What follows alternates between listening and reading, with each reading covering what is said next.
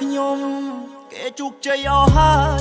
នៅតែរូបខ្ញុំមិនតន់ស្គាល់ក៏ត្រោយខ្ញុំខំស៊ូគេក៏ប៉ុន្តែมันមានអ្នកឆ្លោតជំរួតតាមសមាជីវទោះបីជាខ្ញុំដួលខ្ញុំត្រូវតែក្រោបឈរខ្ញុំជាមនុស្សស្មោះត្រង់ខ្ញុំមិនចេះพูดមិនចេះផរត់ថ្ងៃគេរូនៅក្នុងបរិយា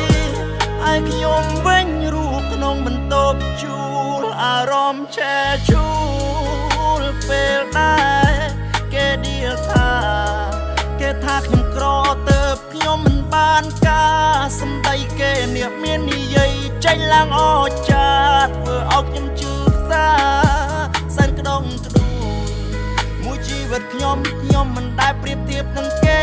តែសុំកុំមើលងាយរូបខ្ញុំជាអ្នកក្របានទេ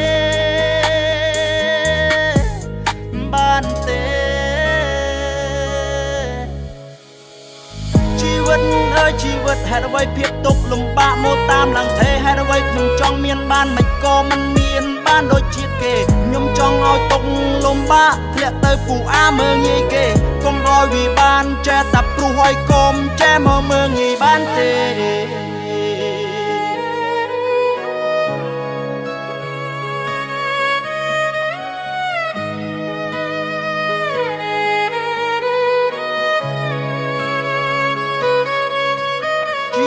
ខ្ញុំរត់ទាំងត្រដាប់ត្រដួត្រដឡើងមកភ្នំពេញព្រោះតែខ្ញុំចង់កិច្ចពីភាពក្រខំប្រឹងយ៉ាងណាក៏នៅតែជួបរឿងមិនល្អធ្វើការទិញជាគេរាប់ឆ្នាំមេរាប់ខែមានសល់អ្វីពេលដែលរូបខ្ញុំទៅលេងស្រុកទៅលេងពុកទៅលេងម៉ែឲ្យកូនសំទងដែលមានកូនប្រុសម្នាក់នេះមិនបានការឲ្យកូនលើកដៃសំពះឲ្យកូនសុំគូដៃសន្យាកូននឹងខំប្រឹង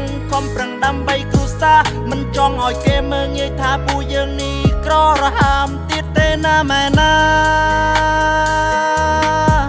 ទេណាម៉ែណា